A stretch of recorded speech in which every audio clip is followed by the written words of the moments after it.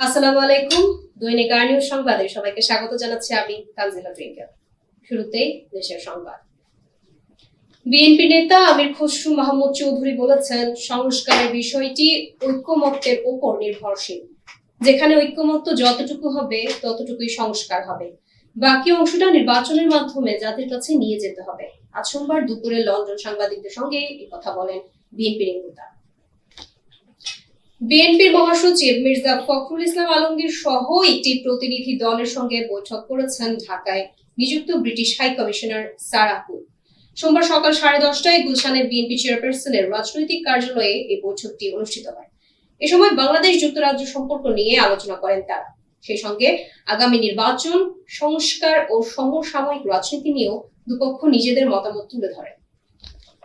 জনগণের দুর্ভোগের কথা চিন্তা করে স্থানীয় নির্বাচন হওয়া অত্যন্ত জরুরি, এমনটি মন্তব্য করেছেন বাংলাদেশ জামায়াত ইসলামী ঢাকা মহানগরীর দক্ষিণের আমির নুরুল ইসলাম বুলবুল। সোমবার রাতে নিজের ভেরিফাইড আইডিতে এক পোস্টে এমন মন্তব্য করেন তিনি। আইন উপদেষ্টা অধ্যাপক ডক্টর আসিফ নজরুল বলেছেন, ট্রুথ অ্যান্ড রিকনসিলিয়েশন কমিশনের কাজ শুরু করেছে। গতকাল সোমবার সচিবালয়ে জাতিসংঘের গুম সম্পর্কিত কার্যনির্বাহী দলের সঙ্গে বৈঠকের পর সাংবাদিকদের তিনি এমনটি জানান। ট্রুথ অ্যান্ড রিকনসিলিয়েশন কমিশনের 4টি ধাপ থাকে। ট্রুথ সিকিং, যা হলো আসলে কি হয়েছিল সেটা। মেমোরিয়ালাইজেশন, যা দ্বারা স্মৃতিটাকে ধরে রাখা হয়। তৃতীয় ধাপটি হচ্ছে ছোট অপরাধের জন্য অ্যামনেস্টি, এবং চতুর্থত বড় অপরাধীদের জন্য শাস্তিমূলক ব্যবস্থা, রিকনসিলিয়েশন। এবার আন্তর্জাতিক প্রসঙ্গ। মঙ্গলবার মধ্যরাতে দেশটির রাজধানীতে একাধিক বিস্ফোরণের শব্দ শোনা গেছে। বার্তা সংস্থা রয়টার্স জানিয়েছেন, তেহরানে আকাশ প্রতিরক্ষা ব্যবস্থাও বেশ সক্রিয় করা হয়েছে। অপরদিকে ইরানে একের পর এক হামলা হওয়ায় নাস্তানাবুদ ইসরায়েল।